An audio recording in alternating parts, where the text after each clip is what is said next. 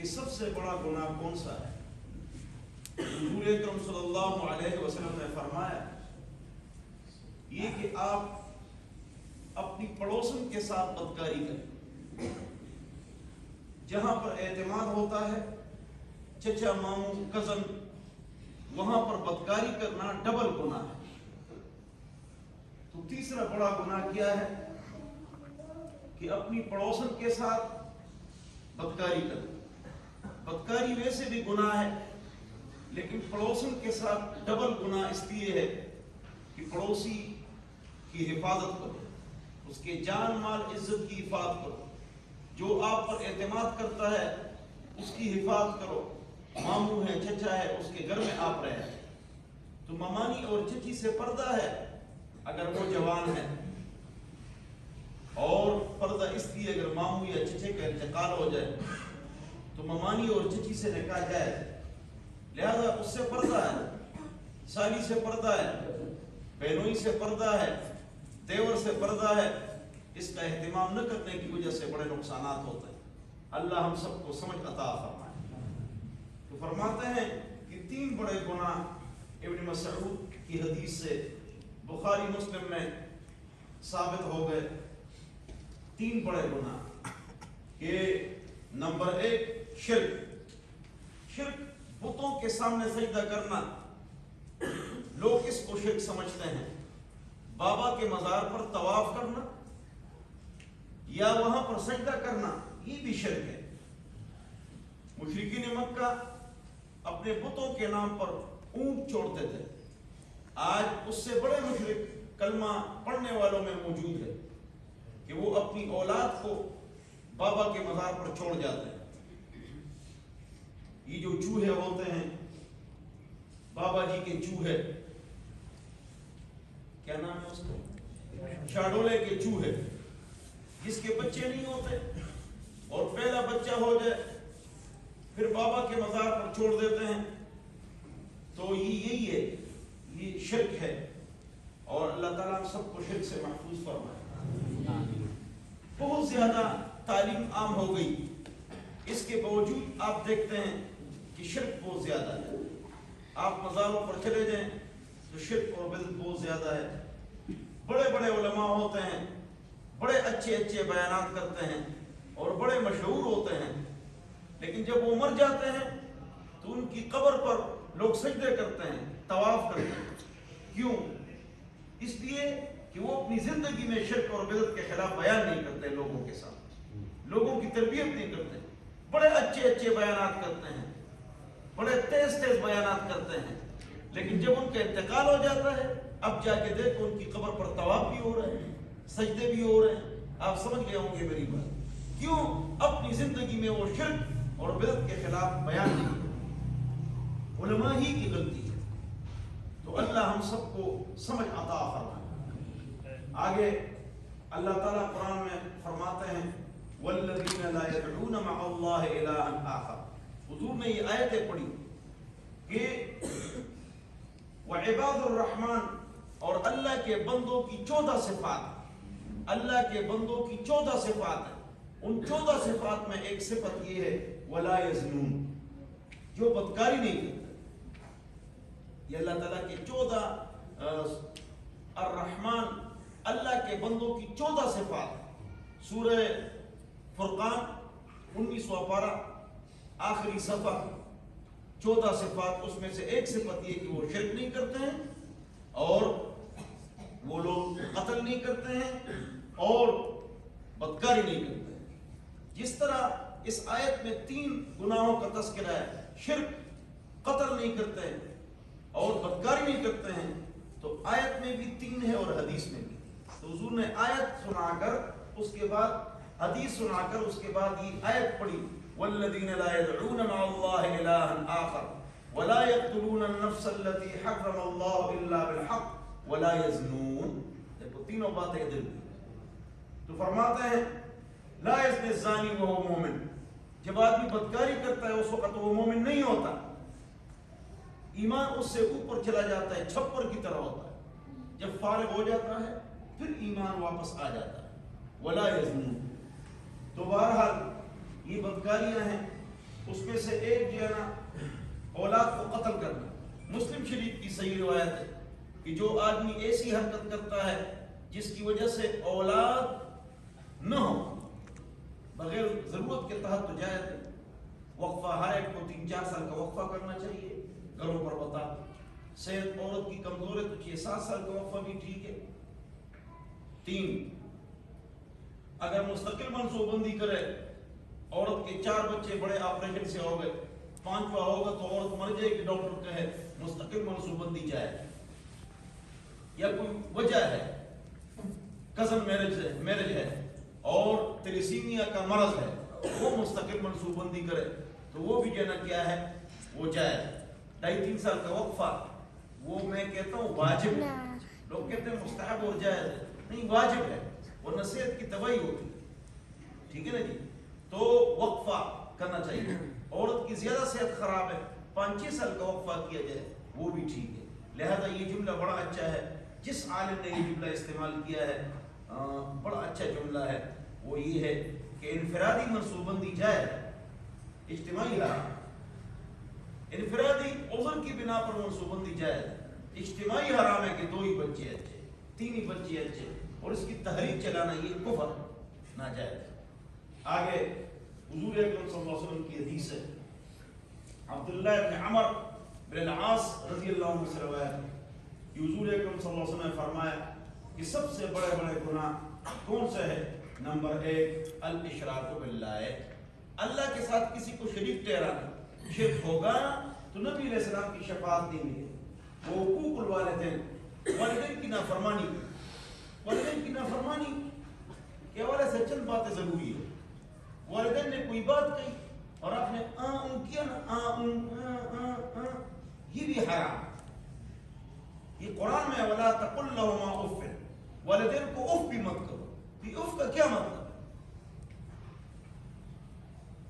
بازار جاؤ یہ اف بالکل اف کی بھی ممانعت اور ہم جواب دیتے ہیں آواز بلند کرتے ہیں. میرے والد صاحب فرماتے تھے کہ والدین جب بوڑھے ہوں تو لوگ ایک کام نہیں کرتے ہیں اور یہ بہت بڑی عبادت ہے لیکن لوگ یہ کام نہیں کرتے ہیں. جب والدین بوڑھے ہوں صبح و شام ان کے پاس بیٹھا کرو.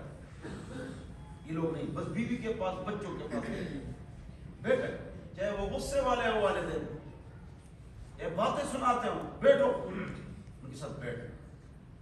دوسری بات میرے والد صاحب فرماتے تھے کہ اپنے بچوں سے پیر اور سر دباؤ پیر دباؤ چاہے آپ کو ضرورت نہ ہو سب اس پر عمل کرو.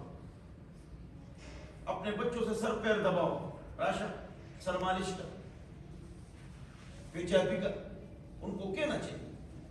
ہاں اس سے بچے فرمان بردار بنتے ہیں. 2 اللہ راضی ہوتا ہے. 3 اس میں خدمت کا جذبہ پیدا ہوتا ہے. اچانک میرے دماغ میں یہ بات آ گئی. دارالفتہ میں روزانہ بہت لوگ آتے ہیں آپ کو پتا ہے, تو پھر جناب میں جو لوگ آتے ہیں تو آپ والدین کے پیر دباتے ہیں؟ نہیں. ایک دن میں نے 2-3 ہفتے سب سے پوچھا والدین کے پیر دباتے ہو؟ نہیں. سر دباتے ہو؟ نہیں. مالش کرتے ہو؟ نہیں. والدین نے ہمارے لیے کیا کچھ نہیں کیا لیکن توجہ. لیکن یہ جو تربیت والے والدین ہوتے ہیں وہ اس پر عمل کرتے ہیں.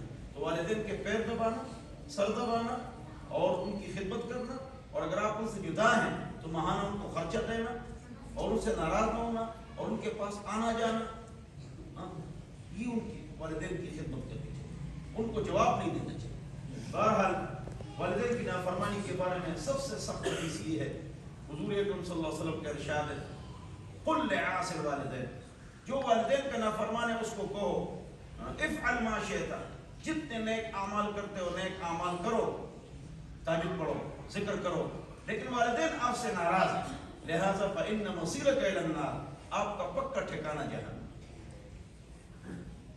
دیکھو فتاوی المیری کے اندر لکھا ہوا ہے والد بتوں کی بات کے لیے جا رہا ہے مت لے جاؤ, لیکن اگر وہ آ رہا ہے سر پر اٹھا کے کندھے پر اٹھا کے, ہندو ہے اور والد شراب پی رہے تو گلاس مت دو, لیکن پی کی گلاس رکھنا چاہے تم جلدی لے لو, گلاس نیچے رہو. بہت بڑی یہ بات ہے لیکن اس پر ہم عمل نہیں کرتے. میرے والد صاحب میں گاؤں میں مردان تورو میں درس دیتا تھا، 20 سال درس دیا ہے، ہر جمعرات کو درس دیا ہے، اس سے زیادہ لوگ بیٹھتے ہیں ماشاء اللہ۔ تو پھر جو والد صاحب میں گھر آتا تھا تو والد صاحب کرے بہت غصے والے تھے، وہ بہت گاؤں میں بھی درس دیتا، تورو میں درس دیتا، باغ کالونی میں درس دیتا، 20 سال دیا ہے، پورا قرآن مکمل کیا۔ ہاں اپنی گاڑی بھی نہیں تھی اور موٹر وے بھی نہیں تھی، 7 گھنٹے میں پہنچتا۔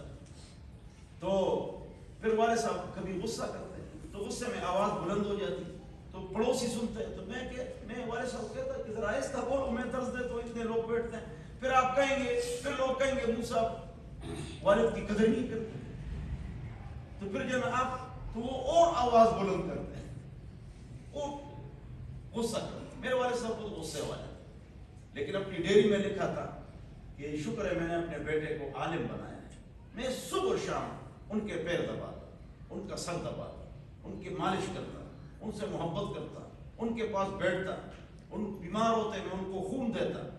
ایک مرتبہ والد صاحب بیمار تھے، پھر میں نے خون دیا اور پھر ان کو دست لگ گئے، جس کی وجہ سے میرا پورا بدن حتیٰ کہ چہرے پر بھی دست آ گئے، اتنی طبیعت خراب ہو گئی، میرے ڈیل لے گیا، میرے چہرے پر بھی دست۔ پھر میں نے اس کو پورا صاف کیا، پھر بٹھایا ہاسپٹل میں، لٹایا، پھر برابر کیا، پھر اپنے آپ کو میں نے صاف کیا۔ پھر ڈیری میں انہوں نے لکھا، یہ بات ابھی تک ڈیری میں۔ تو والدین کی بہت قدر کرنی چاہیے، اگر وہ الٹیاں کرے تو ان کے سامنے ہاتھ رکھنا چاہیے، وہ الٹیاں کرے ہاتھ رکھو۔ والدین کی بہت عزت ہے، اس میں دین سے دوری کی وجہ سے بہت زیادہ پریشانیاں آتی ہیں۔ آپ کو معلوم ہوگا کہ سوراب سیکل کا مالک جو تھا، سوراب سیکل کا جو مالک تھا، اب جب اس کا انتقال ہوا تو انتقال سے پہلے وہ بیمار تھا، لیکن آپ حیران ہوں گے پیسے کے بلبوتے پر تو اعلیٰ اس کا علاج ہوا، لیکن 3 بیویاں تھی، بچے تھے، کوئی اس کے پوچھنے کے لیے نہیں آیا۔ اس کا انتقال ہوا ہے پھر بھی کوئی اس کو جناب لاش دینے کے لیے نہیں آیا، اس کے بعد وہ دفن ہوا ہے اور کوئی اس کے لیے نہیں آیا ہے۔ اب وہ سوراب سیکل کا مالک ہے، وہ کروڑپتی ارب پتی ہے، کیوں؟ اولاد کی تربیت۔ آپ ناراض نہ ہو اس جملے کو سن کر، physics, chemistry, economics, logarithm, maths, sociology, geology, یہ کالج یونیورسٹیوں میں جو مضامین ہیں، اس میں یہ جو بیان ہو رہا ہے کہ لوگ والدین کے ساتھ اچھے رہیں، والدین کے ساتھ اچھے رہیں، یہ جو بیان ہو رہا ہے یہ قرآن کے علاوہ کہاں پر؟ کسی ٹاپک، اس پر کوئی ٹاپک ان سبجیکٹس میں نہیں، کوئی صرف قرآن و حدیث میں۔ یہ جو آپ سمجھتے ہیں اور جانتے ہیں، سر سید احمد خان رحمت اللہ علیہ، علی گڑھ یونیورسٹی کا بانی سر سید احمد خان، آپ سب جانتے ہیں، بہت ہی ذہین مسلمانوں میں اور قابل آدمی ہے، اسکول کالج یونیورسٹیوں کے ہاں ٹیچروں کے ان کی بڑی عزت اور قدر ہے اور قابل قدر بھی ہے، مسلمانوں میں تعلیم کو عام کیا ہے، اس حوالے سے کوئی ان سے اختلاف نہیں۔ تو جب ان کا انتقال ہوا تو اس کا ایک ہی بیٹا تھا اور ناز و نعمت میں اس کو پلا تھا، وہ بہت اچھی تعلیم دی تھی، وہ بہت اچھے عہدے پر تھا اور اس کے لیے الگ گھر بھی بنایا تھا۔ دیکھو آپ اتنے تعلیم یافتہ ہیں، آپ کو یہ بات معلوم ہے، وہ بہت ناز و نعمت میں رہنے والا، لیکن جب سر سید احمد خان کا انتقال ہوا، وہ کسی اور کے گھر میں اس کا انتقال ہوا، بیٹا اس سے ملنے نہیں آیا ہے اور اس کا جو کفن تھا وہ کسی اور نے پیسے دے کر ڈالا ہے، کفن کسی اور نے ڈالا۔ اس کی وجہ کیا ہے؟ انگلش، مسلمان انگلش سیکھیں، انگلش اپنے بچے کی طرف توجہ نہیں، تربیت بچوں کی بہت زیادہ ضروری ہے، اس میں ہم لوگ سستی کرتے ہیں اور یہ ہاں بات آ گئی تو یہاں بتانا چاہیے۔ آپ تو ہمارے ہاں تو ماشاءاللہ ایک آدمی در سے نہیں اٹھتا ہے، 28 سال ہو الحمدللہ، تو درس میں لوگ بیٹھتے ہیں۔ اب عام طور پر ایک مصیبت یہ مسجد میں قرآن حدیث کا درس نہیں، ایک مصیبت، دوسری مصیبت یہ جہاں درس ہے وہاں اختلافی بات، مردے سنتے نہیں سنتے، یار چھوڑو مردے سنتے نہیں سنتے، جب مر جائیں گے پتہ لگ جائے گا مردے سنتے نہیں سنتے، ابھی جو زندہ ہے وہ نہیں سنتے۔ تو جواب یہ ہے کہ مسجدوں میں قرآن حدیث کا درس نہیں ہے. 2 جہاں درس ہے وہاں اختلافی بات ہے. یہ مصیبت ہے. اور تیسری بات یہ تو ضروری ہے، وہ تیسری بات یہ ضروری ہے کہ تھانوی صاحب رحمۃ اللہ نے فرمایا کہ مالداروں کو چاہیے کہ اپنے بیٹوں کو حافظ عالم مفتی بنائیں. مالداروں کو ان کی کسی کی جیب پر نظر نہیں ہوگی، وہ حق مسئلہ بیان کریں گے تو حق مسئلہ آگے جائے گا. یہ ناراض ہو جائے گا، وہ ناراض ہو جائے گا، وہ ناراض ہو جائے گا، وہ دین ترقی نہیں کرے. جب عالم معیشت کے اعتبار سے غلام ہوگا اس کا دین آگے ترقی نہیں کر سکتا. تو والدین اس چیپٹر پر، اس ٹاپک پر، اس پر میں کتنا بولوں، اس پر بہت بولنے کی ضرورت ہے. E7 اسلام آباد جہاں ڈاکٹر عبدالقدیر خان صاحب کا گھر تھا، آپ کو معلوم ہے کہ وہاں پر ایک آدمی تھا، اس کے بیٹے جو نا اونچے عہدوں پر تھے، اونچے عہدوں پر تھے، نہیں بتاتا ہوں. تو 3 بیٹے تھے، اس کا انتقال ہوا تو انہیں خادم استغفر اللہ 2 نوکر رکھے تھے. 2 نوکر رکھے تھے کہ بھائی بڑے مالدار ہوتے. E7 میں ایک بالش زمین کروڑوں روپے کی، آپ کو پتہ ہے. کوئی اندر نہیں جانا، والدین کے لیے، والد کے لیے سب کچھ خدمت کرنی ہے، لیکن ہم نے 3 مہینے کے لیے کہیں جانا ہے. والد صاحب ان کے بوڑھے تھے، تمام اخباروں میں، اور یہ ابھی کا واقعہ ہے تازہ. اور جب والدین آئے اور جب وہ بیٹے آئے تو یہ اپنے جو نا فریج سے سب چیزیں اٹھا کے کھاتا تھا، لیٹرین جاتا تھا. تو اس طرح جو نا اس کا انتقال ہوا. جب انتقال ہوا والد، جب بچے آئے آپ حیران ہوں گے، بچے اس حال میں آئے کہ ڈبل بیڈ پر اس کا جسم تھا اور وہ ساری ہڈیاں تھی اور گوشت نیچے جا چکا تھا 3 مہینے. اب یہ کیوں؟ وجہ کیا ہے؟ اس کی وجہ یہ ہے کہ تربیت کہاں سے ملے گی؟ ہاں، تربیت کہاں سے ملے گی؟